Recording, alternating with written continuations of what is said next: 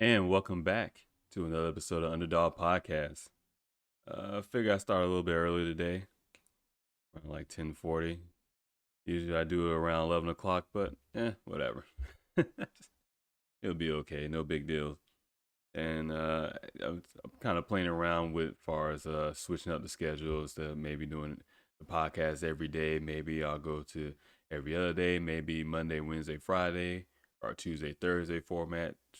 Try to get it down to 2, 3 times a week as I try to not focus on a little bit more of the stuff. Really more of my crypto trading because I feel like it's important right now to kind of talk about it because the more the media had talks about it, the media puts its own little narrative spin on it. You know it's time. It's all coming. It's all coming. So that's why I'm trying to focus on it a little bit more right now. Definitely get in and get out. Or I have my long term investments, the things I talked about before. We'll kind of touch on too here in today's episode. First, I had to make fun of the government because why not, right? This is an article here from The Guardian, and I believe this happened yesterday. Let's see, is there a date on here? Yeah, yesterday on the 19th of May 2021. Headline reads U.S. House votes to create 9/11 style commission to investigate Capitol attack. I don't know why they wanted the fact that it's called 9/11 style commission is that's already gives you a little heads up because as far as I know that commission came what did it deliver? Not a damn thing. I'm pretty sure it didn't explain what happened to the building World Trade Center building 7. Uh Still didn't really come out with anything and you tell me that commission was good and then next thing you know we went to Afghanistan and stuff like that. That's all lies. That's all lies, man. It's part of the propaganda machine. It's part of the hype machine. I know a lot of people who always want to back the military, and I get it. Trust me, believe me, I understand. But it's smokes and mirrors, man. It sounds good, but it's just something completely different. It says a vote falls largely along party lines, with 35 Republicans joining Democrats to pass the bill, which still faces hurdles in the Senate. The House of Representatives has voted in favor of a bill that would create a 9/11 style commission to investigate the deadly attack on the Capitol in January. Obviously, they're talking about the so-called January 6th attack. It's funny because as they have a video, I don't want to click on the video, but as they have a picture here from the video, oh man, that's some type of attack, huh? I don't know about y'all, but if you ever been attacked, I've been an indirect attack. It's not how it goes, man. It's a lot more a little chaos and a lot more violence and you know things happening. Maybe you hear some people screaming or something like that. This looks like they let some people in and just walked around. I mean, we talked about it before in this podcast. It wasn't no real attack, man. If you want to call it an attack, it might be the easiest attack I ever seen in my life. I mean, when you let people walk in through the door, whatever. I guess we're gonna call it attack, right? Because media gotta play their narrative up. That's what they're about, always and forever. But I really wanted to point out this article because it just kind of illustrates the just how useless government is at times. And I mean, I already talked about it before. I don't like government. I feel like we should get rid of it altogether. I've been thinking more about this over the past month or so because it just seems like an endless cycle. What we want to get Trump back in office. All right, cool. Then we want him. If not, then we want him in office 2024 or so. That or we want this. Or we're always trying to find the next. They're talking about DeSantis. They always want to find the next person and stuff. And it's like at this point, it's starting to become so tiresome. We're always looking for someone to run the country, someone to govern us, someone to do this. We're always looking for somebody for a hope, a beam of light, and it's like I just had enough of this, man. I just want the cycle to end. We just gotta evolve and go beyond this stuff because it's just not the way to go. Clearly, this system in which we're trying to have is not working. Because at the end of the day, human beings will always be fickle, and where their loyalty lies, only that individual know. And to me, I don't want to keep putting trust or hope. Hope is illogical, anyways. Faith, I guess you gotta have faith in something, right? But it's hard to have faith in a motherfucker you never met before, man. I'm just saying, right? Let's be honest, man. You want to have faith. I try to look at personalities and stuff, whatever, even character flaws and whatnot. Like, hey, I know Trump is a businessman. He like capitalism. I'll go with that. Or at least some form of capitalism where we think we have. It's still a lot of control and manipulate markets, but you play you play your cards right, you can make some type of money. I wanted to point out this article just in the fact that it's what the fuck are they doing, man? Like they really have no job, right? Like they get paid X amount of dollars a year or whatever to they only know to do it themselves, right? This is supposed to be uh a constitutional democratic republic, right? Where they're representatives. Literally, right? It's in the fucking name. House of Representatives. Who the fuck are they representing when they talking about doing a 9/11 style commission for the Capitol? Like, bro, we're beyond that shit, man. One person died, and the one person that died got killed by we don't even know whether it was a Capitol police officer, a secret agent, FBI. We don't even fucking know. That person has never been identified or anything. Yet, all the Capitol Police, Capitol police officers that died for other reasons, not because of the riot, not because they got beaten in the head with fire extinguisher. Those things have already been proven to be false, which pretty much, if you were paying attention that day of anyways, you knew it was false already. You telling me no one would have caught that on video? So it's really like they have no real job. They don't know what to do themselves, so they just keep making up shit to do. And they barely pay attention when they do shit like this anyways. All right, because it goes on to talk about Trump because why can they cannot go without mentioning Trump, right? You talking about being being in someone's head, living rent free. God damn. Let's see. It's unclear whether the legislation can make it through the evenly divided Senate after the top Republican Senator Mitch McConnell, who initially signed openness to the bill, announced on Wednesday he would not support it. Blah blah. Some other quotes. Let's see. It says 3 Republicans spoke in favor of the legislation. John Katko, Fred Upton, and Peter Mira. I'm definitely saying these names wrong. All were among the 10 who had voted days after the attack to impeach Trump for encouraging his supporters to attack the Capitol. False. False. We know those weren't Trump supporters. Just because you see somebody in a Trump flag, that's just brand new. Or you see somebody in a Trump hat or a MAGA hat, brand new shit. It doesn't mean. It's funny because your so-called Republicans, Trump supporters, stuff, they definitely love the Republic. They're not gonna go out there and destroy the Capitol or anything like that. That's not your type of people. But I mean, if we want to characterize and kind of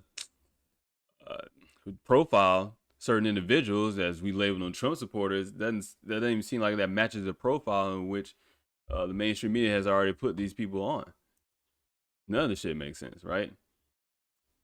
It says Katko, the Republican ranking member of the House Homeland Security Committee. These fucking committees, man. They just make up shit, man. They got nothing to do. Who helped craft a bill to form a bipartisan commission to study the January 6th insurrection, had urged his fellow Republicans to support the proposal. Craft a bill. Yeah, you had some intern work in there and then stuff like that, and then you did a little bit, and then you gave the final say so on it and stuff. Like, how unnecessary this shit is, man. But this is taxpayers' dollars at work. And like I said, this is why I want to highlight this because these people are not doing nothing. But understand that they are getting paid through federal income taxes, right? Your tax dollars at work. Obviously, we're talking about citizens of the United States of America. Your tax dollars at work. This is what it gets you. These people doing not a goddamn thing. Just doing shit. Just making up shit. They're not going to find anything. And if they find something, guess what? They just made it up. Because a lot of stuff was already seen in the impeachment trial. So What are you talking about? What are you talking about? What are you gonna do? And some people that they already caught, they let go. One Jonathan Sullivan, Jaden X. We talked about him before. They used his footage during the impeachment trial. Like, hey, you got a problem? You got want to take down so-called rioters and insurrectionists and all insurrectionists and whatever the label and terms you want to throw out there? How about him? Right? It doesn't matter, man. It's all just a joke to these people. You know what? The sad part is, I think some of these people, some of these congressmen, women and stuff, they actually buy into this shit. They drink their own Kool-Aid, right? And then they get sucked into it. Sometimes you believe your own shit, you forget what it really is. Shit. I don't even know why I made myself laugh with that. Let's see. The family of U.S. Capitol Police Officer Howie Liebengood, who died by suicide days after the insurrection. What? Did I miss this? Died by suicide? Nah, you know what? I didn't. I heard about this, but I don't believe that at all. I don't believe that at all. That that's no. I've been around people who attempted suicide and stuff like that. Like, I've been to therapy. I have my own thoughts and stuff before. Full disclosure, just being honest, just to kind of give you an idea. Like, that's a stretch right there. Kind of sounds like somebody got off. I'm just saying. I could be wrong. I could be wrong. Like always, I hope I'm wrong, because the fact that they just sat here and lied is kind of disturbing. As apparently the family also issued a statement urging members to support the bill. Was one of the two U.S. Capitol Police officers who died in the immediate wake of the attack. Interesting, right? Suicide after the insurrection. Does that even sound like a plausible thing from a well-trained police officer? It doesn't necessarily happen like that. It's when you're talking about suicide. I mean, I guess it can happen to each their own in every individual case, but it's usually a lead up, right? Like, you gotta give people more credit. We all think it goes from 0 to 100 real quick. God damn, I didn't want to say it like that fucking Drake song, but we always think it does that. But it's actually, there's always a build up. That's how human nature goes. How our emotions go. There's always a build up, right? And you build up to that moment. To have a huge escalation like that means something else was already going in that individual's life. If that suicide is factual and a truthful statement, then that means there was a buildup in other issues in that person's life. It's never just one thing. It's a bunch of other compounding issues, mentally, emotionally, that lead up to thoughts of suicide and then the actual act of suicide. But it's kind of disturbing just to throw it around like that. And I like to say the family, like, well, you know what? I'm just gonna be honest, man. Let's be honest. It's You can be mad at me if you want to, but this is an honest, legitimate opinion that I'm about to make. It's in the best interest of the family that it's not a suicide.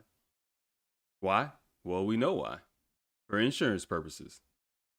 So you rather that person, especially the spouse or the kids of Howard Liebengood, you definitely want that person to have died as a result of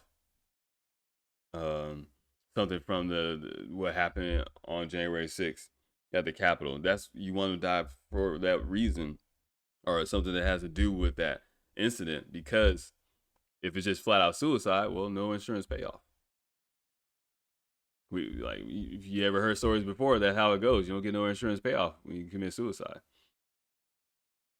And that alone right there makes you like, hey, there's not even a benefit to committing suicide if you have family and stuff, because your insurance stuff are not gonna pay it off.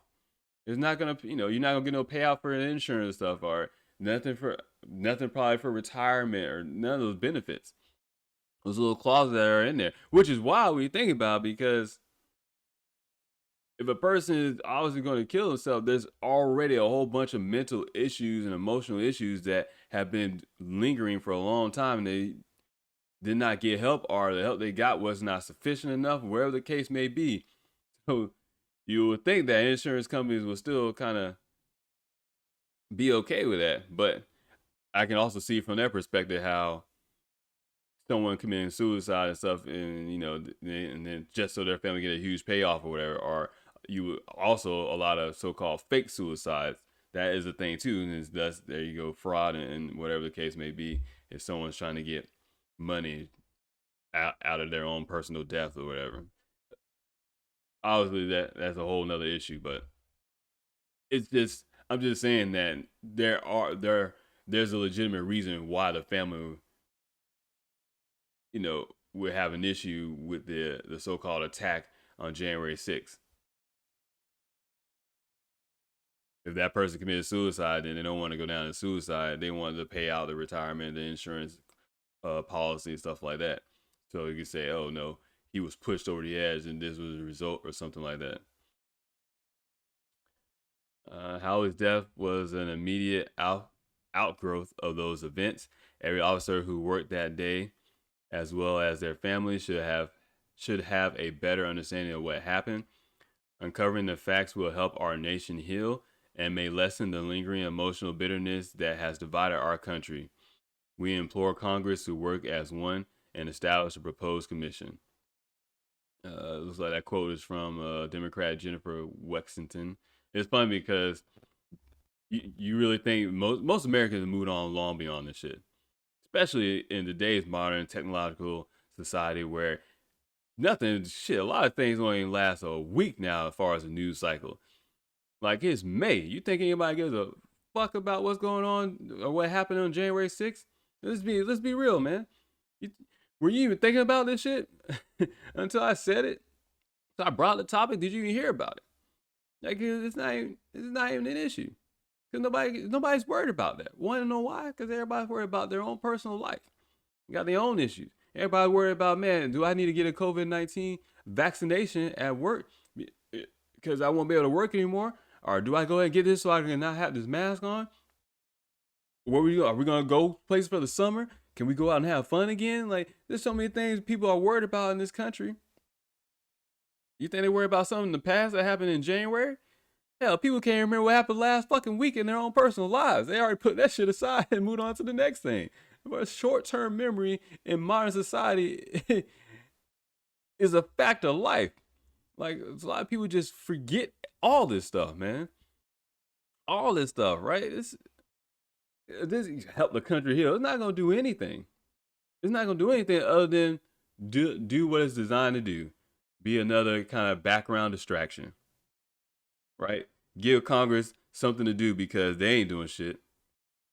I mean, you could be worried about crypto regulatory laws and stuff like that.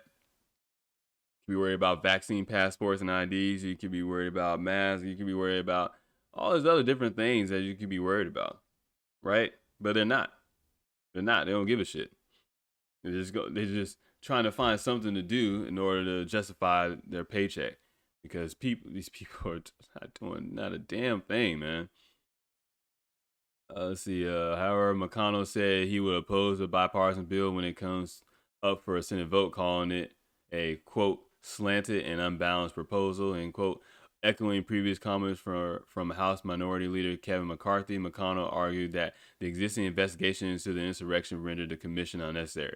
Oh, are you serious? Wow, you're such a genius for making that statement. No shit. Right? Like I said, they already did an impeachment trial. That was the time for the investigation then, to bring up all the facts or whatever, all the stories they want to bring in and stuff. That was their time then to bring all that up. And clearly, if you were paying attention during the impeachment trial, go check out my catalog, my back episodes around that time when I covered it. Didn't matter, right? It didn't matter what anybody said.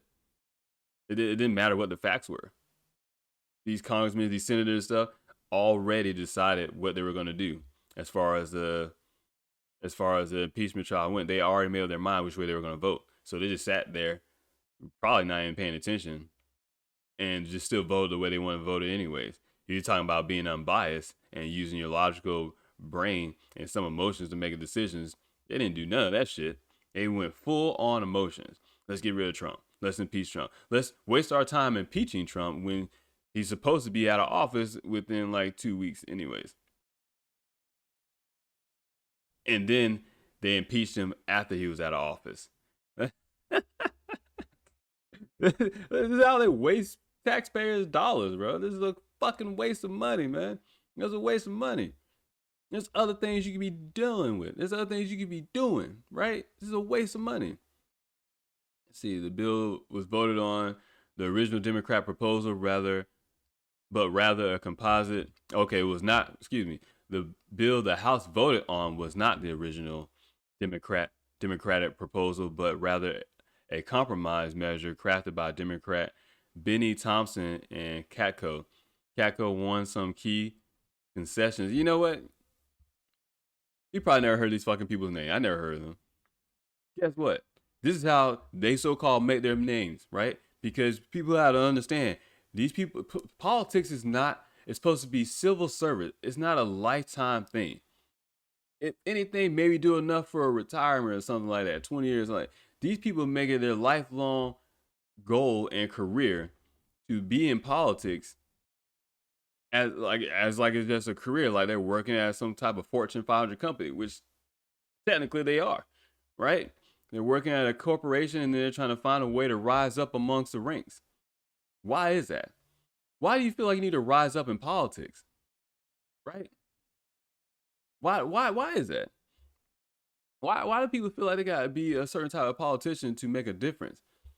Because what, politicians make a difference? But yet a lot of politicians, differences that you see is negative, not necessarily positive. So it makes you wonder, right? Because say you start in your local government and then you're like, oh, I want to be on the city council, maybe city commissioner or something like that, maybe a city manager, and then you run for mayor, and then you just really just see how high you can go. But at some point in time, is it about a personal achievement to see how high you can go, or is it still about you being true to the original reason why you got into it? In a sense, you want to help out your fellow man, right? See how the lines can easily blur? You forget why the fuck you're doing it. Because it's a corporate ladder, man. It's all structured like that. Government, military, all these corporations, they're all structured like that to keep climbing up. And then you're pushed by your peers and your superiors to keep climbing up. Because God forbid, I remember once I made E5, I kept telling them like, I'm just gonna stay E5. And it was around the time, like it was like 2012. And then they finally changed that you could retire as an E5 in the Air Force. I was like, I'm good. I'm good. And people looked at me like I was some slacker or lazy. I'm just like, nah, I don't want to get any higher. And I'm not gonna go. I definitely don't want to go no lower as long as I don't get in trouble. I just want to stay where I'm at because I like where I was at.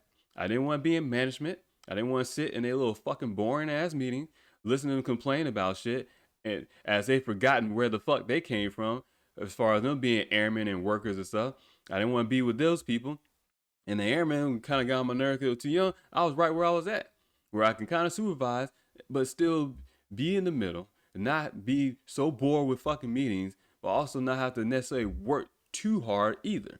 I had a nice balance, right? And then they changed it to like, oh no, you gotta be E6 in order to retire. And then I think right before I got out, they changed it to E5, changed it back to E5 because they realized they lost all their E5s. Because that's one of the core, the junior non-commissioned officer. That's one of the stronghold of the enlisted party and stuff, wherever in the military, or at least in the Air Force. But you're always told to go higher and go higher by, like I said, your peers and your superiors around you. Yet, if you're doing a civil service duty, it's not about you.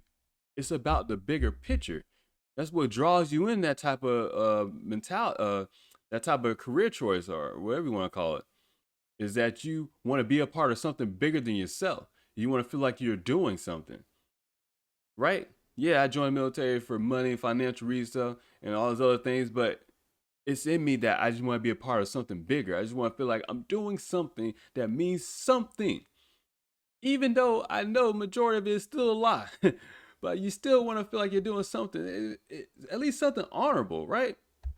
But you get lost and confused, and you get shit like this where, oh, let's do a 9/11 style commission, let's relive something that everyone has already forgotten about and moved on. But don't worry, because they think the country still needs to heal, and we got lingering emotions from this. No, the fuck we don't. No, nobody does. Maybe a little fake ass people in Congress and the House of Representatives, maybe Nancy Pelosi, everybody who's scared and shaking and stuff. Oh my God, they're coming in to attack us. Yet these are the same people that send people off overseas, right, to die. Let's be honest. That's what it is. They send people off overseas to die. Whether you die from indirect fire, direct fire, motor attack, IED, right? I had a supervisor get caught in an IED attack. He's Air Force, everyone else in the vehicle is Army. All the Army people got what was it, a Purple Heart or whatever, a medal honor, something. I think a Purple Heart or something like that. You know, being injured while in deployment or in a war zone, conflict area, stuff like that. But the Air Force standard is different than the Army one, so he didn't get nothing. Yet but don't worry, because he got all the medical issues from that and was still in. And I deployed with him to Afghanistan. These are the type of people, they'll send people off overseas to do certain jobs and stuff for the country and protect the democracy and the Constitution and all this other stuff. Yet these people are so worried about uplifting their own personal career, they don't really give a shit about nothing. They don't really care. Like, let's say we all this stuff we talk about, vets and everything, all these different issues that Congress can sit there and really focus on, really work on, and help out actual American people and the citizens of this country, right? They don't. That's why I've been over the system, but I think last year it's just my last straw. I'm just like, I feel like there's no hope for it, man. I feel like it has to be destroyed and something new has to come about, which you're seeing right now. Whether you know it or not, something new is coming about because eventually both sides, you see how the Republican Party just kind of fell apart. The Democratic Party is falling apart right now in real time. It's all falling apart because we're all getting tired of this and we're all starting to realize there has to be another way. And when you come down to it, the only way is maybe we just get away from all this stuff. Maybe we come up with a whole new system. It's not going to work, man. We can't be having these politicians thinking they're all just about rising up rising up to the next level. Oh, I'm a congressman, so now I want to become a senator, right? And maybe I'll be a governor, maybe. And that's all they do. They jump from House Representatives to the Senate to a governor to a cabinet member to the executive cabinet member, president, vice president. Then they jump back to private entities, corporate 500 companies. Then they jump back to public service. Then they jump back. That's all they do. Just go back and forth, back and forth, back and forth with no real job titles, right? No real description of what they actually do other than sit around the table and talk. These people are getting paid to sit around the table and talk. Yet they are literally doing nothing more than what I do right now. They're doing nothing more than what you do in your own time when you sit and think about the country and what would be a good idea. These people aren't smarter than you. They're not better than you. They just choose to go down that path. And I think sometimes we get caught, like I said before, we get caught in these titles, like a doctor, right? You hear all this past year the argument about a doctor when you try to say something about don't take the vaccine or wherever the case may be, and like, oh, it's medical misinformation. You're not a doctor. Doesn't mean I can't understand the shit that a doctor does. Doesn't mean I can't understand the vocabulary. Doesn't mean I can't possess the same knowledge. I'm not a doctor because I choose not to be a fucking doctor. That's it. Right? That's it. Right? That's all it is, man. That's all it is. You hear all the time with with athletes, basketball player, football player. Like, oh, everyone's always got the story. I could have played basketball if I did this. Or I was a little bit taller. And it sounds so cliche, but that's literally what it is though. Because if you were a little bit taller, say I was 6 foot in ninth grade, I'm playing basketball. As opposed to me being 5'5" in ninth grade. Right? As opposed to me being 5'7" and trying to try out again. Even though I made the team, whatever. I got cut. I made the team. Then they told me next year that I had to try out again. Then they cut me at tryouts, but I was already on the team. Right? because regardless, your life is in someone else's hands, especially as a high school kid, right? So it's funny because that's all it is. Like, if you're 6'6", 6'8", guess what? Someone's gonna put a basketball in your hand and go tell you to play basketball. Now, next thing you know, you're probably in the NBA. And if you're not in the NBA, guess what? You're playing in you're playing in FIBA league somewhere. Maybe you're in Spain. Maybe you're in Australia. Maybe you're in Lithuania. Maybe, it doesn't matter. Maybe you're just playing Olympic basketball. Maybe you're playing minor league basketball. Maybe you're in the G League or something like that. See, if you want to play football in the NFL, maybe you're playing arena football league. Maybe you're in the indoor football league. Maybe you're playing flag football, semi-pro football, or whatever. Maybe you're in the Canadian football league. See, it's professional, and then you have different ranks above it or and below it. But you have the knowledge of something doesn't take away from you understanding something or being able, rather, you being able to have an understanding of something. You're not a president of the United States because you choose not to be president of the United States. You choose not to try for it. Now, you can try for it and you might get it or you might not get it. But it doesn't make you necessarily the smartest person in the room, right? You choose not to be a congressman.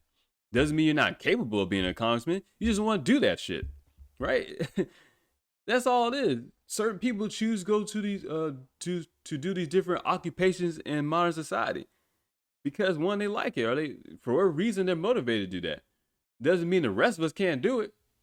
So it's annoying because these people in Congress and the government and stuff, they start to develop a superiority complex because they have the little titles and they feel like, oh, well, we know what's best. That's clearly what this whole article is about, is that these people in the House of Representatives, in Congress, are saying we know what's best. The country hasn't healed yet from this insurrection at the Capitol on January 6, 2021. So we need to bring this shit up again and do a longer commission and do a longer study and a longer investigation. Because why? We ain't got shit else to do and we gotta make sure we justify our paycheck. That's it. Justify your reason for having a fucking job. Because if you can't justify your reason for having a job, what the fuck is the point is Congress, right? What are they doing with themselves? Clearly, nothing. They're clearly doing nothing, man. That's so annoying. They get on my nerves, man. I just had to point this article out because it's hilarious, right?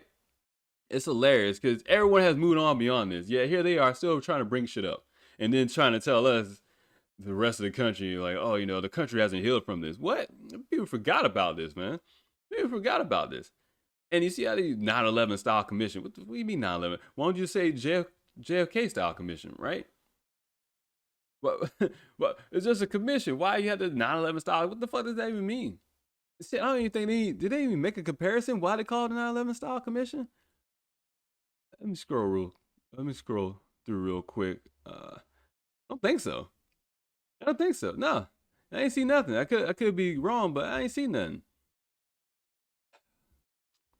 Bunch of crooks, bro. Like, that's flat out. Like, it's a bunch of crooks.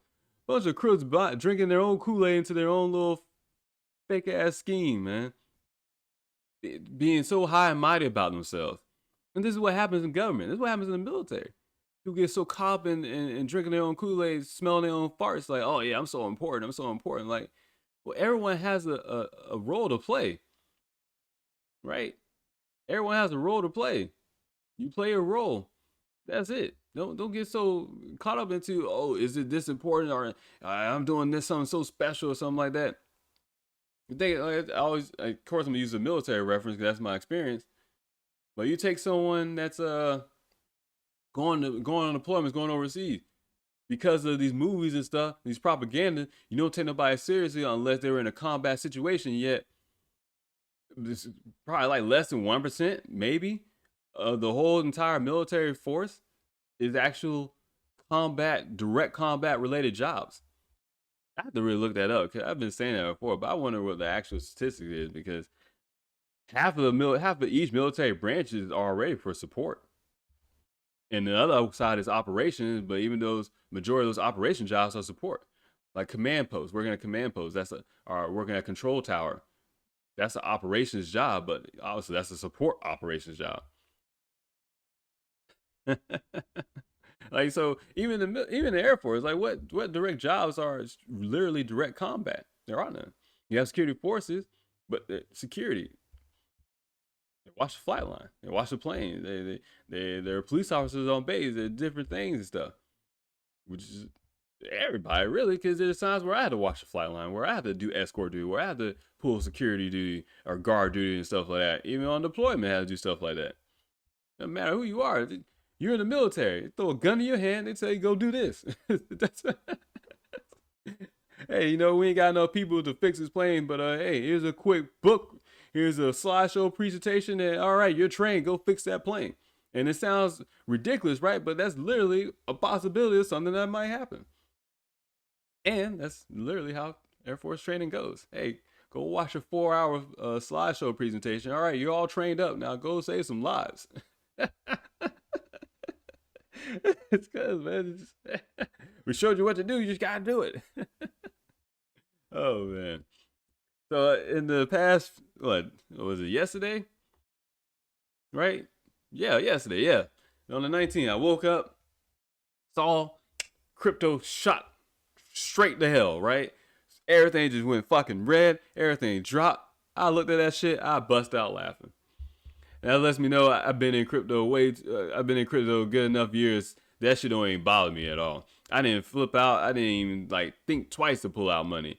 All I thought was, damn it. I need to move some money around so I can buy up some of these dips. Because this shit is ridiculous. These are buying opportunities. And when you talk about being in crypto and being in stock market trade, stuff like that, you gotta always buy the dip, man. Oh, excuse me. That's what smart money does, right? Buy the dip. It's the most. It's what makes the most sense. Because when you buy the dip, you're getting things at a lower price. And that's why I think a lot of these markets are manipulated. Because they've been having a lot of negative crypto news recently, and it's like, and kind of, and Elon Musk kind of started it off and stuff. They ain't doing but manipulating the markets, man. Oh yeah, don't buy this, or oh yeah, you gotta do this. Cause they don't care, cause they'll come in and make their money, and then they'll make sure that they sell off before anything else goes south again. That's it. Or they'll push everything south so they can buy in at a lower price. And when I say they, your institutional banks, your J.P. Morgan Chase, your not Rockefellers, your Morgan Stanleys, and all the other investment groups, your Berkshire Hathaway, stuff like that. These people gotta know what's going on, and even if they're late to the game, guess what? They're gonna make sure that they push the market down to buy in at a good price that they want to buy in at, because they seem to be the focal point of all this fake Ponzi scheme, institutional money, and stuff like that. Anyway, so they want to make sure that they get in when they want to get in, and then they get out when they want to get out. And it seems to be a misconception too that crypto might be here to stay. It's not. Crypto is here to stay. I don't know how long crypto's been around. That people haven't realized this is not a recent phenomenon. It's been around since like 2008, 2009. I still don't know exactly when Bitcoin was talked about, because I could have sworn I heard about it in 2008, but apparently the white paper came out in 2009. I'm like, no. I remember where I was at in a location, which part of the world I was at when I heard about Bitcoin. I could be wrong, but I highly doubt it. Anyways, my thing is like, this stuff has been around at least since 2009, right? At least. It's 2021. Sure doesn't seem like crypto is going away, is it? No, man. All the infrastructure is being built in the background. But you get articles like this that's been coming out recently. Forbes, I was on Yahoo Finance. They had a few articles too. CNBC, I was on their app. They had a few articles too. That's what I'm kind of focusing more in on this, man, because if you play your cards right and you pay attention and you use your critical thinking skills, you'll know exactly what's being said and what the plan is being done. Because they don't care about retail investors making money, right? Because what they call it, you might not have diamond hands, meaning you probably won't even be able to handle something like this. So sometimes, you wake up and you see that you lost $5, $6, $7, $10,000. You might, I don't know, slit your fucking wrist, right? Just being honest with you, man. You might just have a complete panic attack and freak the fuck out. And then when things like this happen, Coinbase, a lot of the major exchanges were slow and stuff like that. Where people weren't able to get their money out. It's fun because guess what? There's already a fix for that. Talk about it all the time. XRP Ledger. You don't have to worry about liquidity. That's what XRP Ledger is designed for. And that cross-border payments and those settlements that Ripple is doing is for liquidity purposes. So when the next financial crash happens, the biggest issue with the last 2008 crash was the fact liquidity was an issue. There was not enough liquidity going around in the markets and stuff. You want to have everything liquid so it can flow in and out like water, right? That's why it's liquidity. You want to be able to pull your money out when you need to. And really in crypto, all you got to do is pull it out and put it into something else. And within like a couple minutes, you're good. You just find out one thing that is not going down, that's staying green, you put it into that real quick. Or if you have the mental fortitude and the emotional fortitude, you grab your nutsack, right? Pull, digital asset investor always says, pull up your big boy pants, and you just ride it out. Because just as it'll drop 20%, that shit will shoot up 100%. Oh, crypto is so volatile and all that stuff is too much. Man, your dollar is volatile, right? Your dollar ain't shit, right? That's a well-known factual statement. The dollar ain't shit.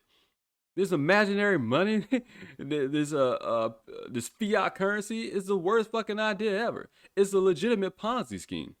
These people made up money just to make more money, and all they do is just buying time until the technology is right, until they can put their money into something more with sound foundational economics. Talked about it before. That's why going into the new Bretton Woods 2.0 agreement, right? Going back to having some type of gold-backed asset or energy-backed asset, something that's backed by some type of physical property or physical manifestation of something physical, right? In this actual reality, as opposed to just being all ones zeros. You talk about gold, silver, transportability. There are, I want to say, digital or crypto blockchain-backed equivalents of gold and silver. They're on Uphold. I don't know if people know that or not. Like, you can buy those digital representations of gold, right? As my something I'm gonna start doing here in a little bit is really putting all my money into digital backed gold. Because one thing I noticed yesterday, guess what? Everything went down. Nasdaq, S&P 500, Dow, all that stuff was down. Crypto was down. Stocks was down. Gold was up, and it wasn't up by much. It was up by like 1%. Doesn't matter. It was up. As long as it's green, it's good, right? So hey, if you just keep your money in some digital backed representation of gold, you're good. You're good. I think I seen something on Gab this morning. It was talking about I think it's somebody I follow. She was talking about whether or not she should do something with her silver. I guess she has actual silver bars on the part of the world she in, but she had actual silver bars stuff. But that's the thing, transportability, because you can sell your silver back, but if it's real silver, guess what? You gotta go somewhere that will accept real silver and sell it back, as opposed to having a digital crypto back digital representation of silver, because that's what we're going to, the digital representation of assets. And we talked about with the NFTs and stuff like that. That's all it is. That's what we're talking about here. So long as that happens, so long as you have that, you're good, right? You can transport that around the world. You can send it to whoever you want to, whenever you want to. And if you're using the XRP ledger, right, it's in 4 seconds of transaction that is confirmed. Not that pending shit that you see in your bank account, but actually confirmed. These are certain things that, people don't want to pay attention to. This is being honest with you. People don't want to pay attention to. They want someone in the news or articles like these to tell them what happened. So with this Forbes article, it says crypto crash. Why some experts think the current pullback marks a healthy correction. Well, one, duh. Two, experts, right? Experts. Like, I knew what was going to happen. If you pay attention, you do your own research and have knowledge of it, just because they call someone an expert doesn't make them an expert. right? What's an expert? Someone that you deem an expert because what? They made money? Well, how much money do they need to make or be so-called successful in modern society for you to recognize them as an expert? You know how many people around the world that are millionaires that are minding their own fucking business and you have no idea how they became a millionaire? They're probably shopping at Target or Walmart, right, standing right next to your ass in line, and they got $1 million in their bank account. And you have no idea. Because you would think, if I had $1 million, I would be shopping at Walmart. No, this is exactly where you would be at. Because how you think you keep $1 million? You don't go out and spend it on some high end shit. No, I mean, make sure you get your money's worth on quality products, but at the same time, you need simple basic shit, you go get it. Why spend a whole bunch of money on something simple like, I don't know, toilet paper? Right? I'm not gonna find the most expensive brand of toilet paper I can find because I got money in my bank account. No, bro, I'm still gonna get the most basic shit of toilet paper that I need just to wipe my ass because I don't care. It's about how you spend your money. And smart money doesn't spend the money on just dumb shit. So it says cryptocurrencies, including Bitcoin and Ethereum, have racked up huge losses this week. Yet, some crypto experts say such volatility is normal and to be expected from such a speculative asset class that has already enjoyed immense price appreciation in such a short time. And see, all this stuff is coming down now where, yeah, it is speculative because Bitcoin is speculative, right? Bitcoin has no use case. There's no use case. It's supposed to be for payments, yet it's outdated, old technology, and it's not. You can't use it for payments. You can now they have the whole store of value thing, maybe, yeah.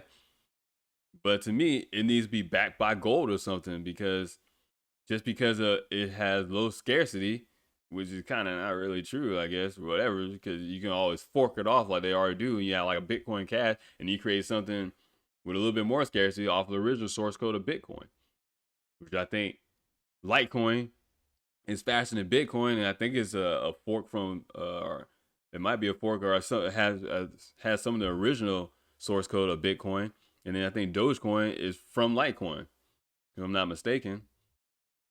So it's like, what are we doing here? And it's funny because people look at crypto and like, oh, that's so imaginary, that's made up. Yeah, your dollars that you spend every fucking day is the most imaginary, made up shit you can ever have, right?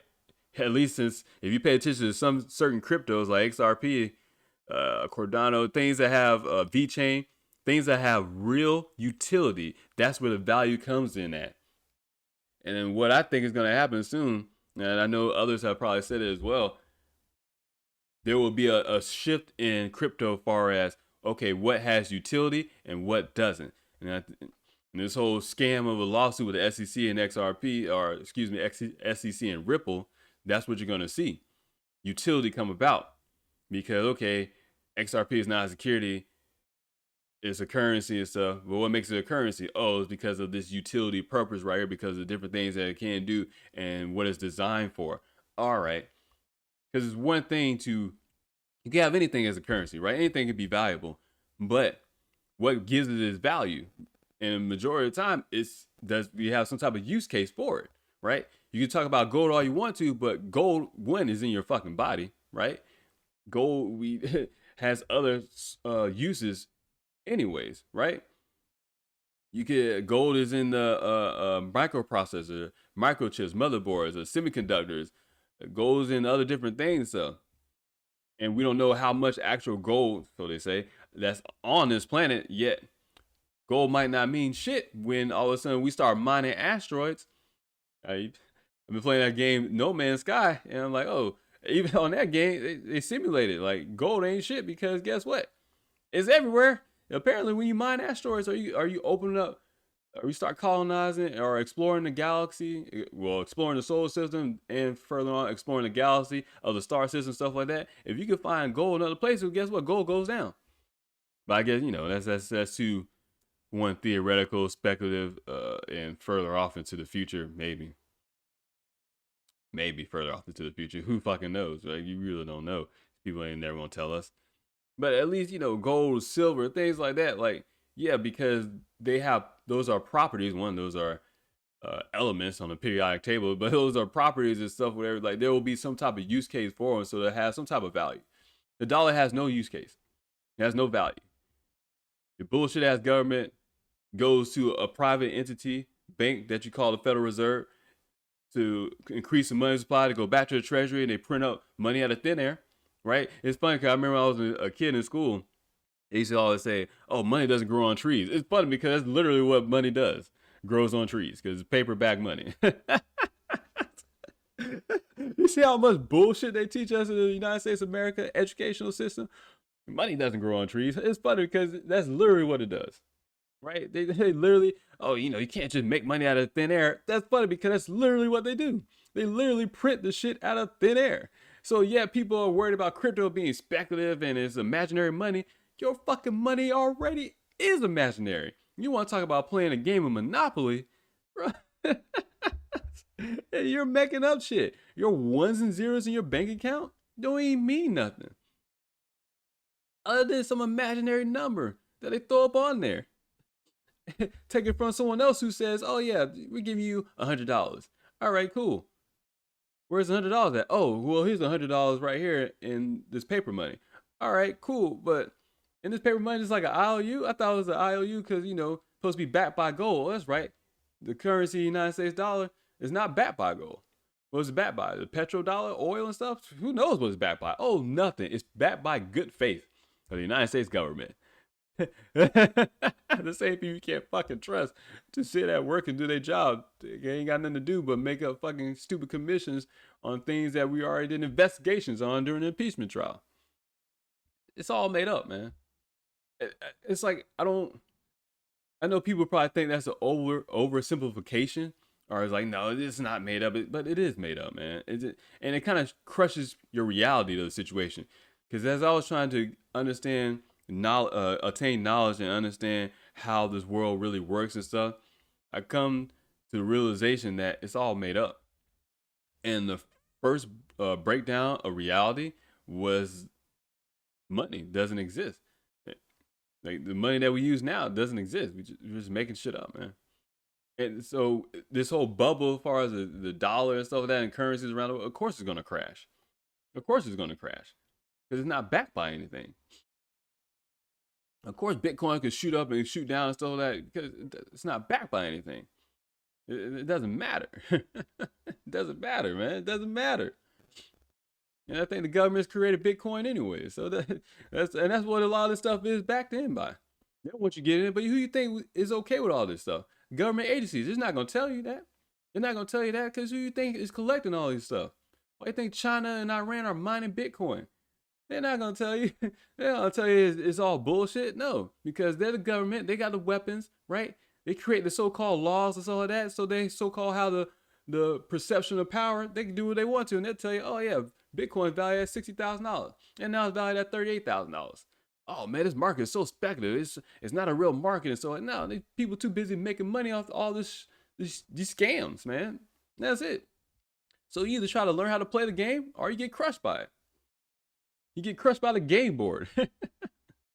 Let's see what else this article says, man. It says from its all-time peak of $64,829.14 in mid-April, Bitcoin has plunged more than 40% in value, while Ethereum has dropped by a similar amount from its all-time high of $4,328.73 set earlier this month. Shares of Coinbase Global, the U.S. crypto exchange, had dropped 31% since it valued initial public offering in April. Yeah, I lost my money. But don't worry, I'm just going to hold on to it. Because I'm going to hold on to my shares and I think I have micro shares anyways. Yeah, I'm just going to hold on to it. Because I know at some point it'll go up. Because it's already in place. It's already in place. All they're doing is just manipulating and putting a narrative out there like it's too speculative. And then the next thing would be, well, how can we make this speculative? Well, oh, you know what?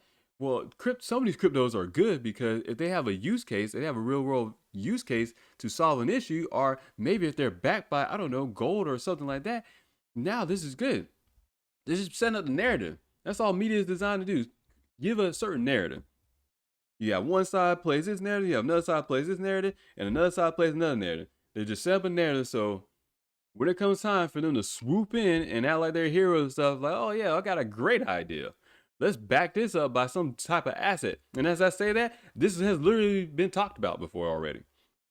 I can't think of her name. I can't remember her name, but she was one of Trump's nominees to run the Treasury. Right? Was it her? Was it the Treasury? I think it was. And she talked about having a gold-backed digital asset.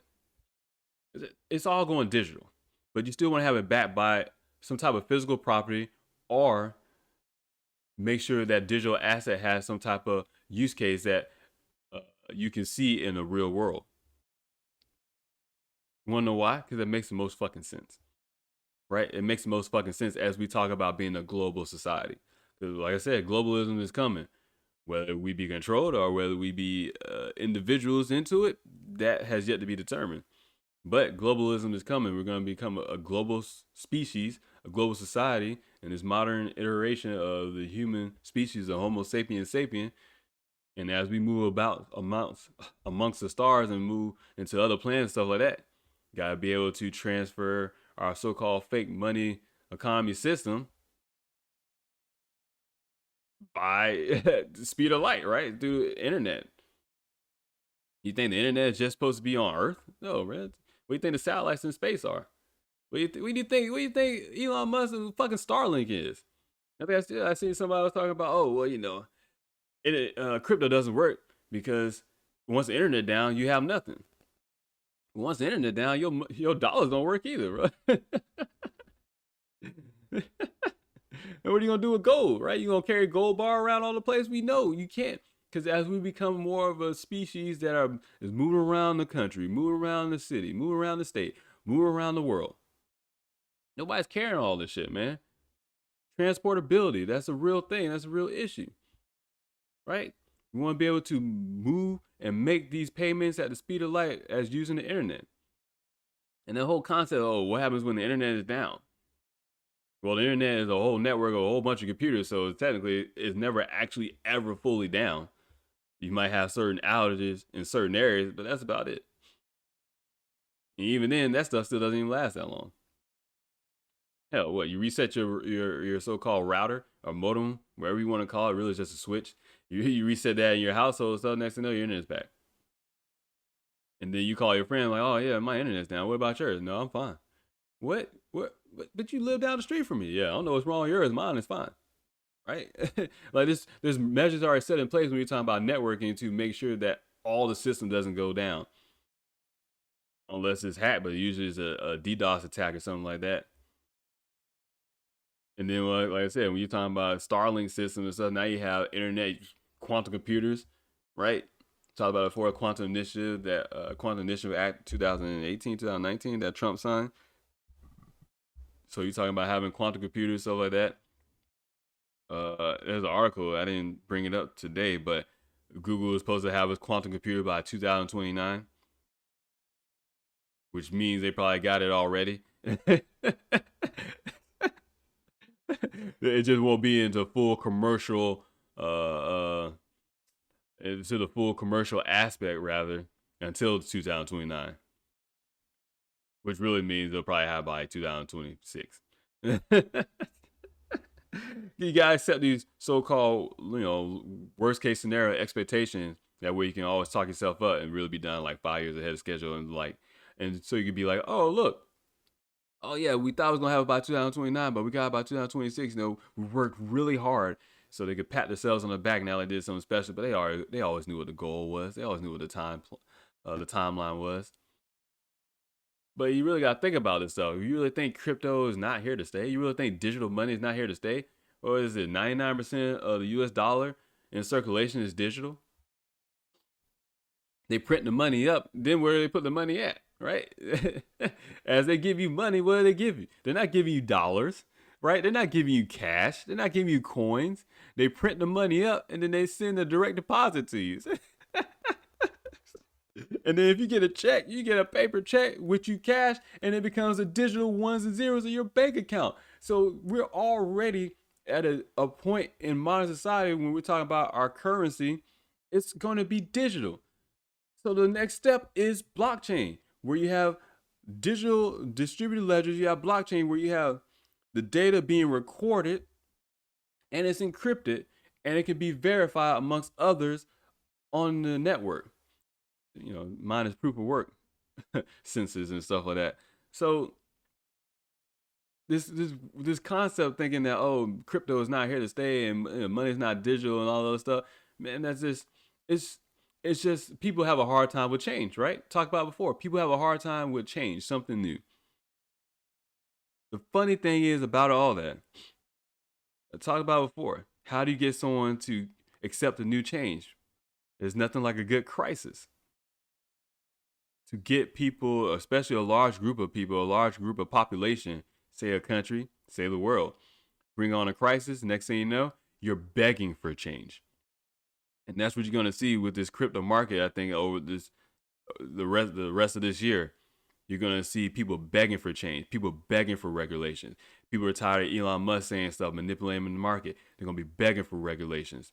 People are tired of seeing crypto go up 20%, drop 4%, go up 100%, and stuff like that within days and weeks. All this wild speculative stuff. Guess what? You're going to see that, and you're going to hear people's reaction, and then people will be begging for something that makes more sense and stop the market from being volatile. You have your institutional investors involved, and then you have your retail investors involved. And when everybody's losing money, everybody's pulling out their hair and stuff, then they're gonna look towards government to be like, hey, can y'all make these regulations for us to help us out? And of course, government is gonna smile and be like, of course we will. That's what we're here for. We serve the people. This is fucking such a scam, man. It's brilliant, right? When you think about it, it's brilliant. It's brilliant. Let's see. Melton Demuriers, whatever, chief strategy officer at CoinShares, a London-based company that offers digital asset investment strategies. I just be thinking like, who it sounds like a fancy title. That's literally what I do though. I do that for myself, right? My digital asset investment strategies, I come up with that on my own. Yet someone gets paid 100,000 years to do that stuff. And it sounds like, oh man, yeah, you go work at a company like that. Why? Why would I go work and be stressed out and stuff? Right? Why do that? Right? If I'm a regular individual, why do that when I can do it for myself? But some people get off on these titles. Some people get off on the allure that comes with, oh yeah, I work at this Fortune 500 company. Like, that one person you might know or may not know or whatever, you hear someone say they work at Google. You're like, oh wow, that's amazing. You work at Google? Why? Why? It doesn't even matter what they do. You're just like, oh, I'm a chief strategy officer at Google and stuff. I run this and blah blah. And you're like, oh wow, that sounds so amazing. Why is that amazing to you? What should be amazing to you is a person that works at home, does their own thing, do their own investment strategy, and they're making thousands of dollars. They're making millions of dollars, and they ain't doing shit, right? Whatever, man. But to each their own. Some people get off on that. Let's see. They told CNBC on Wednesday that the current correction in crypto is healthy and normal, and that she remains a long-term crypto bull. Luke Lloyd, investment strategist at Strategic Wealth Partners. Come on, bro. A self-described crypto bull told Forbes that corrections like this play a large part in crypto markets because they are speculative assets based solely on supply and demand. But it's not. They just choose to they choose to have valuation of these assets based on supply and demand. Because guess what? That's the only way Bitcoin can be of such high price because of so-called supply and demand. Even though majority of the people that hold crypto or hold Bitcoin are people that hold a large amount of Bitcoin. Thing is, with Bitcoin, you don't know who created it, and the so-called Satoshi Nakamoto has one of the largest holdings of Bitcoin, yet you don't know who the fuck that person is. Even though it's probably just a government agencies. It's probably the FBI, CIA, MI6. And let's go with an Israeli Secret Service or wherever they're called. I forget. Assad. No, Mossad. Man, I shouldn't have said that. I'm just throwing it out there. I mean, I'm just pulling something out of my ass, right? That's just a wild, crazy conspiracy theory I just thought of. That's what that was. Yeah. He added that once there are large gains on the table for certain crypto, people, quote, tend to take profits and cash out and go somewhere else. That's what we are seeing with many cryptocurrencies right now that have had huge gains, end quote. Nah, nah. If you're investing in crypto, guess what? You're investing in the technology and so of that. Now, if you're doing speculative assets like, I don't know, Dogecoin or Shiba, right? Those are speculative assets. Man, what was it? Like, majority, probably like 99% of all cryptocurrencies is speculative. There's probably like a good solid 10, maybe 20 that have actual real world utility and long term utility, not even just short term, but real long term utility, and with their partnerships, right? The recent declines of Bitcoin and other digital currencies worsened after China's government recent decisions to prohibit financial institutions from carrying out businesses using cryptocurrencies, and Tesla Elon Musk's announcement last week. See, told you. So look how these things sell the narrative. Look how they sell the narrative. The thing is, though, the thing that China came out about, it's the same shit they've been doing. Guess what? China's still mining Bitcoin. It's funny how Bitcoin is high up in price, yet we know China is mining it and has majority of the mining operations. Yet Bitcoin is high. People, oh yeah, gotta have Bitcoin, gotta have Bitcoin. Why? Why? Why? Meanwhile, China's making their own cryptocurrency or digital currency in a sense. I'm sure they have their own way of tracking it and stuff as well. They have the digital one that's been going around for a while now, since last year. Uh, yeah, so they're not even in the testing phase. They're really more in the early adoption phase and really early implementation phase of it. It says, moreover, analysts at J.P. Morgan, and go without mentioning them, said in a report on Tuesday that based on futures contracts, large institutional investors are most likely unloading Bitcoin in favor of safe haven asset gold. Everybody's been buying up gold. Everybody's been buying up gold. Everyone's been buying up gold. All these countries, all these banks and stuff have been buying up gold. That's always been a thing because they know this shit is gonna crash. The whole petrodollar, this whole U.S. dollar reserve currency, all these national currencies backed by nothing, these fiat currencies, they always knew the shit was gonna crash, man. It was a Ponzi scheme to begin with. After World War II, then you had the Bretton Woods agreements. Then they go off to say, oh yeah, let's have the U.S. dollar as a reserve currency because you guys are emerging as one of the world superpowers because you got, as far as your economy goes and the resources that you have and stuff, developing weapons, selling all these different things. So your country is good, so we're gonna use your currency. And meanwhile, the other countries develop themselves, and they're like, you know what? Fuck the United States. We're tired of this. We're tired of using their currency. Iran, China, Russia. We're like, we're tired of these restrictions and stuff like that. We're tired of these sanctions you want to put on us. You're using the dollar's been weaponized too much, so we gotta get rid of it. Which, to be honest with you, I'm okay with, cause if I was there, I'd be saying the same shit too. I'm like, hey, fuck y'all, man. Tired of y'all. Because we do something you don't like, now all of a sudden it's a sanction on us, and because when we're dealing with world trade markets, we gotta use your currency. We need something new. This is always a game. This is always the end game. This is always the goal. Despite recent drops, year to date, the value of Bitcoin has more than quadruple in value since hovering around $10,000 last September, and it was $3,400 in January 2019. It doesn't matter, bro. It doesn't matter. Uh, what? Wait a minute. It says covering Boy Banks, Goldman Sachs. Forgot about those. Got to mention them. National Bank of Canada, hedge funds, and other companies, PayPal and Xbox adopting cryptocurrency.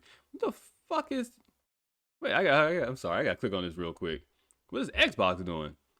More companies including PayPal and Xbox are accepting Bitcoin and other cryptocurrencies as payment. Others are weighing up their options, but they're telling you crypto is going to die. It doesn't. If these companies are getting into it, that's why people think, oh, crypto is going to die. It doesn't matter. If these companies are buying into it, guess what? The rest of us going to have to buy into it, because if they are doing this, then we're doing it. So if it happens on a macro level, it happens on a micro level. It happens on a micro level. It happens on a macro level. Polarity. These two things go together. They intertwine. They exist together. I want to know what coin they're talking about though, because I'm not gonna lie to you, it's an investment opportunity right there. Rarely does this news cycle go without some mention of Bitcoin growing in popularity. Blah blah blah blah. Bitcoin, Bitcoin, Bitcoin. Fast food. Burger King. I don't know why they show Burger King. Burger King, Venezuela. Venezuela accept anything other than their own fucking currency. I should laugh at that. It's fucked up what they did. You know, communism. Communism. Restaurant Brands International is one of the world's largest fast food holding companies. It's the parent company of Burger King, Tim Hortons, and Popeye. I don't know what the fuck a Tim Horton is. Don't get mad at me. I never heard it before. Last year, Burger King, Venezuela started accepting Bitcoin. See what happens when they start accepting Bitcoin. Even though Bitcoin is slow in payments, right? Even though it's slow in payments, but don't worry. You know what can make it fast? If Bitcoin runs on the XRP ledger. Just saying. I just keep throwing out that XRP ledger because it's not about the token itself. It's about the digital ledger technology of the XRP ledger and the blockchain and stuff. That's what it's about. That's where the value is at. And you're talking about cross-border payments, settlements, things of that nature. Along with the Flare network and every other thing else that Ripple is and those that are involved with Ripple and stuff are doing. Okay. Can you tell me about Xbox? All right. It says Xbox is accepting Bitcoin payments for Xbox store credits. Huh, I didn't know that. I'm surprised they don't try and come up with their own thing.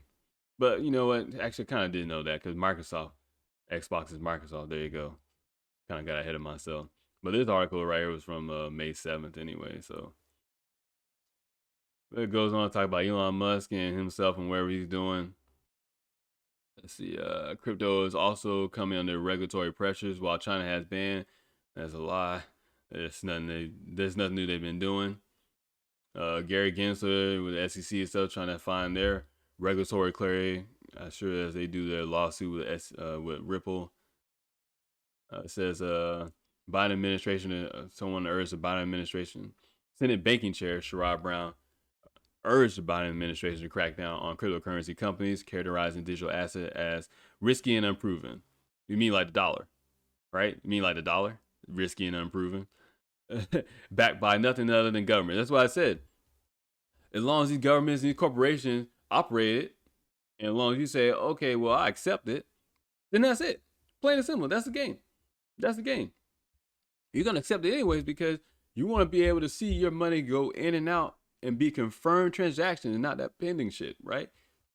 You want to be able to see that. ACH is a slow thing. No one wants to wait 5 to 7 business days, even though we're talking about computers and stuff. So I don't know why there's our business days when it should be 24/7. See that though, that they're right alone. We're talking about business days when it shouldn't be business days. It should all be happening right now in real time, right? You shouldn't have to wait 5 to 7 business days to transfer money from one place on the internet to another place on the internet. Meanwhile, you can send a text message from one place and it arrives somewhere else. You can send an email from one place on the internet and it arrives somewhere else around the world instantly, right? Instantly in the sense of you blink your eyes, you go open up another page, stuff is there. There you go. So why are we still moving money so slow? So the digitalization of money is about improving the transportability of money around the world at faster times and being more precise in the calculations, right? And having more confirmation in the transformation of the money as well. That's what it's about, man. Everything's moving faster and faster and faster. So the value in crypto is right there. Being able to move credits around fast. Plain and simple. The only real thing coming with it is how do we have some type of value?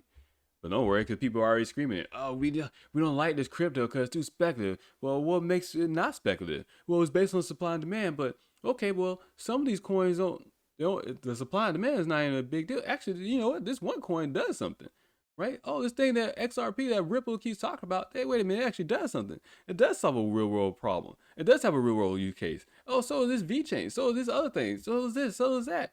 Well, actually, you know what? How about we change our valuation of these cryptocurrencies instead of worrying about whether or not supply and demand and who's using it, how about are there reasons to use this? Do they help solve an issue? Oh, they do help solve an issue. Well, this solves a bigger issue than this other token, so this should be valued higher than this one.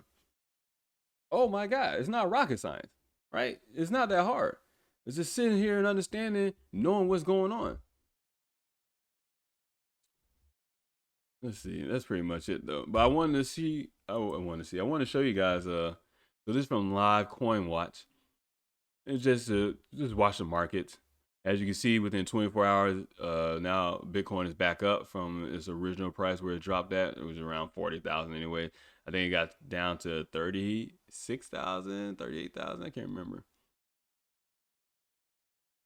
And then it's almost back up to within the hour. Over the hour is down 1%. And you see a lot of back green where Ethereum is back up. Binance Coin is back up, and within the past 24 hours when it first started to drop, I think that's how they do the calculation, whatever. Sometimes I forget. Bitcoin dominance is at 42%, but you've been seeing it's been on a decline, and it's still, to me, it needs to go on even more of a decline. It shot up, whatever, but altcoin season need to come about. Because Bitcoin is the most. It's funny, like crypto is such a speculative asset, a market. Bitcoin is the most speculative shit you got out there, right? It's funny because I like Bitcoin. I like the idea of it originally. But it's not 2009 no more, it's 2021. What is new? What is better? You see Cardano is 4, up 9.8% in the past 24 hours. And it was touching around 270 not too long ago. You can see where it's at on the week. Let's see, does it go zoom in? Yeah, you can see where it's at on the week. Or 20-day, there you go. And it's showing me, yeah, pricing and market cap, or price and volume, excuse me. And then you have shit like this, Dogecoin. Now this is where the speculative part comes in. This is a complete joke, right? I even talked about me doing Shiba, another complete joke, right? But it's such a joke that I'll make some money real quick and then get the fuck out of it. I think I put in like $43 so far, and I lost my money, right? But all I want to do is just shoot up real quick, because the second it shoots up to a certain price range, if it gets to a penny or something like that, then I'm just gonna cash out real quick. It's a speculative thing. It's funny because even though it's speculative, doesn't mean you can't make money, right? It's speculative, yeah. Make money while it's speculative. Make money in the short term while it's speculative, and then also make money in the long term by investing in cryptocurrency that has real world use cases. Which you gotta look up. You gotta really do your due diligence, do your own research, and find out who has the real world use cases. And just in case you need a little help with that, look into their partnerships. Because if other big money is putting their money into it, then you might want to pay a little fucking attention to it. Because if they have no problem putting their money into that project, that means that token might have some value later on. But come on, Shiba Inu. It's literally making fun of Dogecoin. As Dogecoin, like I said, Litecoin and stuff like that. Bitcoin, Shiba is off of Ethereum, ERC20. And then you see that shit is down, right? The fucked up thing is, it's moving $2.587 billion in volume in the past 24 hours, which is insane. It's insane, right? See, does it have? Here it is. It says, what is Shiba? Shiba Inu, SHIB, SHIB, is currently ranked as the 25th cryptocurrency by market cap, because they rank the shit by market cap, which is bullshit. They've reached a high, blah blah. Oh no! Tell me exactly what it is. Why would it do that? I thought I was gonna give a real like understanding of what it is, as opposed to just saying some shit. Let's see. If I look up, I think CoinMarket. That's probably why I use CoinMarketCap anyways. Just because you can click on it and kind of see it. And sometimes, people don't even know what half this stuff is. They just look at it. Sometimes they look at the charts and stuff, and they're just like, okay, that looks like it's good, right? It looks like it's good. As my computer takes forever to load up. Definitely gotta get a new computer. It's had its time. Let's see. They have it at 25. Okay, and the coin market cap has that 32. Also, there's another thing too. Even with the exchanges, all the exchanges are all over the place. They don't even have they don't have different pricing. So you see, this whole market is begging for regulation, is begging for clarity, is begging for a level playing field. That phrase you'll hear often amongst so-called world leaders and CEOs, stuff like that. A level playing field. So even in exchanges, something could be valued as something on one exchange and be valued another as something different on another exchange. So from here, it says, what a sheep. This is from the website. Once upon a time, there was a very special dog. That dog was Shiba Inu. I keep saying Shibu. Shiba Inu. And this dog inspired millions of people around the world to invest money in tokens with the dog's image on it. So that's the dog you see on Dogecoin is a Shiba Inu, which I think is a Japanese dog or something like that, or dog from Japan. According to the Shiba Inu website, Sheep is a Dogecoin killer and will be listed on their own Shiba Swap, a decentralized exchange. It doesn't matter, bro. It doesn't matter. Let's just make up shit. Let's just make up shit. Uh, Instead of a white paper, it has a wolf paper. We started from zero. This is a quote, right? We started from zero with zero. The brilliant minds behind Sheep had never collaborated before. We love Shiba Inu dogs. There's quotes from that, man. It's a joke. It's a joke. Yet, why should I be able to make money off of this shit? It's so stupid. But understand when it's a joke and it's speculative, and understand when it's something serious. Like, I'll drop $20 or something in it and get a whole bunch of tokens. That way it shoots up to a penny or something like that. I can take some profits and then be done with it. I'm not gonna hold on this forever or put thousands of dollars into it. Fuck no. I know it's a joke. So much I probably really shouldn't waste my time with it. But hey, play the game sometimes, just make the money. It says Shiba Inu website invites dog-inspired artists from all over the world to foster the quote artistic Shiba movement end quote as they bring their Shiba Inu community into the NFT market. So you tell me, so it's funny because it's stupid, but it actually has a little bit more use case, a real more use case than Bitcoin. That's the funny part about it. Like, it's spontaneous community building. You want to build some NFTs on it and stuff, whatever, and then you want to trade and sell those NFTs, and now you're using that token on that blockchain and to do all this stuff, whatever. It doesn't matter, man. It doesn't matter.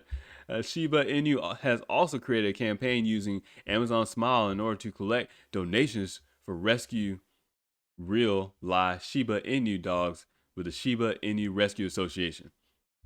It's a joke coin, yet they actually make something behind it and stuff, which is funny to me, right? Which is funny because I think, yeah, here it is. It says the Shiba Inu website notes that they locked 50% of the total token supply on Uniswap and threw away the keys. The remaining 50% was burned to Vitalik Buterin. The guy who created Ethereum. And I think he had donated or something like that. Man, it's a joke. It's a joke. It's a joke. It's a joke. I want to see it. Okay, yeah. According to the 22-page long Sheep's wolf paper, Sheep is based on Ethereum, a proof of work blockchain currently transitions to proof of stake. You want to know why Ethereum is transitioning to proof of stake? Because it lets you know that proof of work doesn't work. But guess what? There's no real organization behind Bitcoin to transfer over all this stuff. I guess some people can come about, the miners can come about, but guess what? They don't want to be. They make their money from mining Bitcoin, so why would they do that? They're incentivized to mine. Ethereum has to transfer over to proof of stake, but guess what? Cardano, I think it's already better technology than Ethereum anyway, and it's already proof of stake, and it's smart contracts. But no one really knows that because we sit there and let people on CNBC, Yahoo Finance Force, Fox Business tell you this stuff. They don't know it. Either they don't know what they're talking about or they know what they're talking about and they're not telling you the truth. Either way, it's not necessarily factual reporting. I forget her name, but she's on CNN International. And I think she was she was talking to Anthony Pompliano or Pompeo. I can't remember what his name is. He's a Bitcoin guy, but she was like, isn't there a technology out there already bigger, better, or faster and more greener than Bitcoin? And he just wouldn't answer the question because she was talking about XRP. She know what it is, right? If you know, and that's what I say, if you know, you know. Other than that, you just keep your mouth shut. Hold on. Let's see what Dogecoin is on here. Okay. So Dogecoin is based on a popular Doge dog internet meme and features a Shiba Inu on its logo. The open source digital currency was created by Billy Marcus from Portland, Oregon, and Jackson Palmer from Sydney, Australia, and was forked from Litecoin in December 2013. The fact that it even lasted this long is amazing, right? It's amazing that it even lasted this long. Dogecoin's creators envisage. Am I saying that wrong? Envisage it as a fun or envisioned, whatever, as a fun, lighthearted cryptocurrency that would have greater appeal beyond the core Bitcoin audience, since it was based on a dog meme. Tesla CEO Elon Musk posted several tweets on social media that Dogecoin is his favorite coin. Even though it's a proof of work and it's a mining thing and it wastes up energy just like Bitcoin does, but it doesn't matter. That's why you'll take these people seriously when they talk, man. Elon Musk doesn't like Bitcoin anymore because it's energy consumption. Yet Dogecoin, he said he likes, even though it's based on a fork of Litecoin, which is also proof of work and is mining. So guess what? It has a not the same energy consumption, but is up there, right? Not less than what he was talking about. Dogecoin differs from Bitcoin's proof of work protocol in several ways. One of which is by using script technology, which means there's no 256 whatever hash algorithm for security encryption. So therefore, script technology is not that secure. So you don't really want to make any real payments on it because it's not that secure. The altcoin has also a block time of 1 minute, and a total supply is uncapped, which total supply being uncapped, that's not good. That's not good. That's your US dollar right there. Unlimited supply, that's not good. Especially in a speculative market, we're talking about supply and demand. Well, you have an unlimited supply, mean the demand doesn't matter because you can always just make more of it. Yet somehow the shit got up to what is it? 39 cents. I think it was up to 50 cents at one point. It's insane, man. This beat up this high. So stupid, man. A speculative market because people are joking around making money on it. A Doge miner can mine the digital currency on Windows, Mac, or Linux, and with a GPU, of course, as all of the other ones. As 2014, you can also mine Litecoin in the same process of mining Dogecoin as the processes were merged. Okay, what can Dogecoin be used for? Dogecoin has been primarily as a tipping system, or been used primarily as a tipping system on Reddit and Twitter, even though you had XRP tip bot. Doesn't matter. To reward the creation of sharing, or to reward the creation or sharing of quality content. You can get tipped Dogecoin by participating in a community that uses a digital currency, or you can get your Dogecoin from a Dogecoin faucet. Dogecoin Faucet is a website that will give you a small amount of Dogecoin for free as an introduction to the cryptocurrency so that you can begin interacting with Dogecoin community. It's a joke. Literal complete fucking joke. But it's worth 40 cents. 39 cents right now, been up to 50 cents. Complete fucking joke.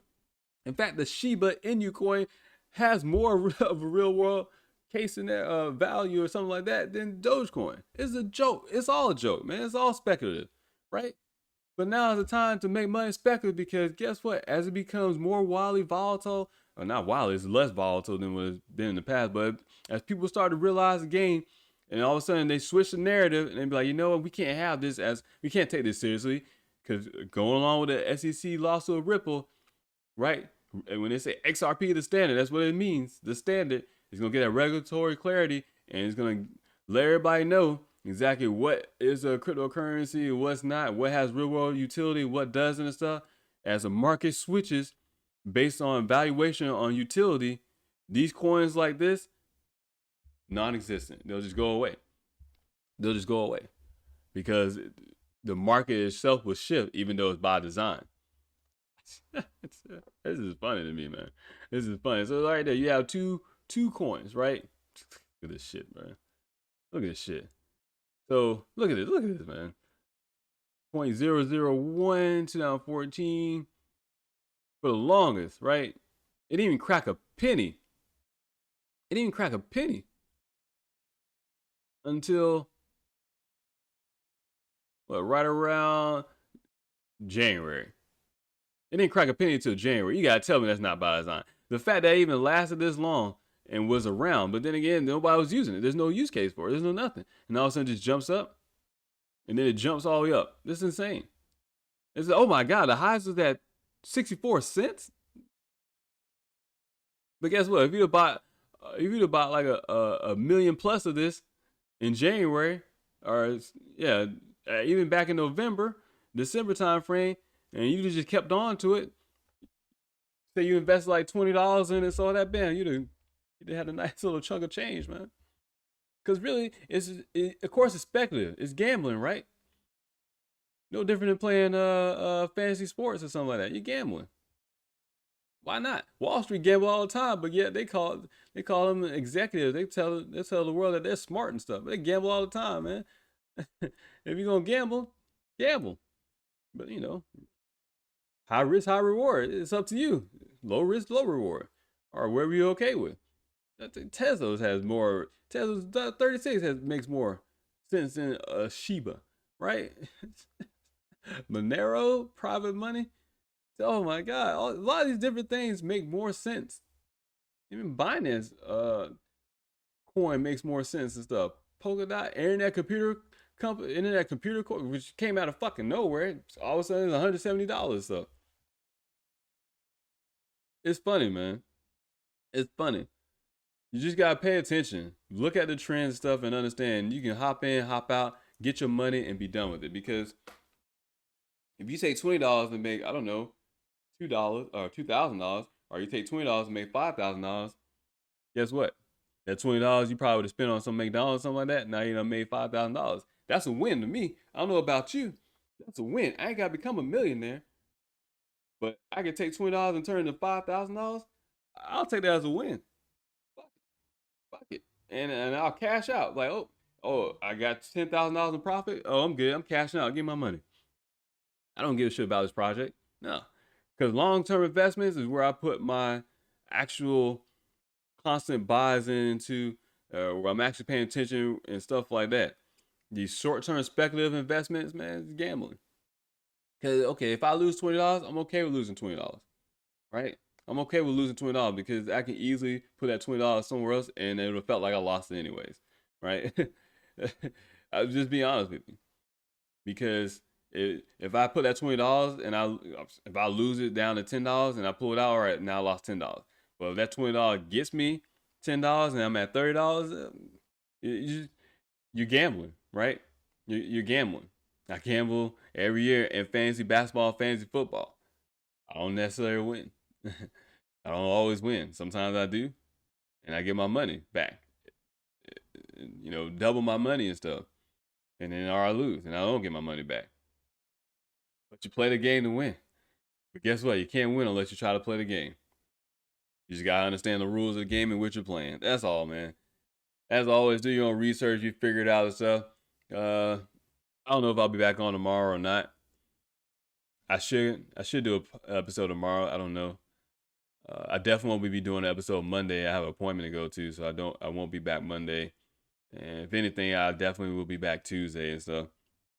But I'm gonna try to talk a little bit more about crypto market and stuff because I kind of want people to get into it, or not want people. I just want to share my information and stuff because it's now is the time where it's so easy, right? I said before, like where I was having to use like 5 or 6 different apps just to buy one a token or a coin on one exchange and stuff, and then switch it around to this other thing to get the one actual token I want. If I wanted, I think if I wanted a holo coin or the token or whatever, I had to buy Bitcoin and exchange it to something else and exchange it to something else to find one of the exchange pairs, stuff like that, and then have all these different wallets and all this other stuff.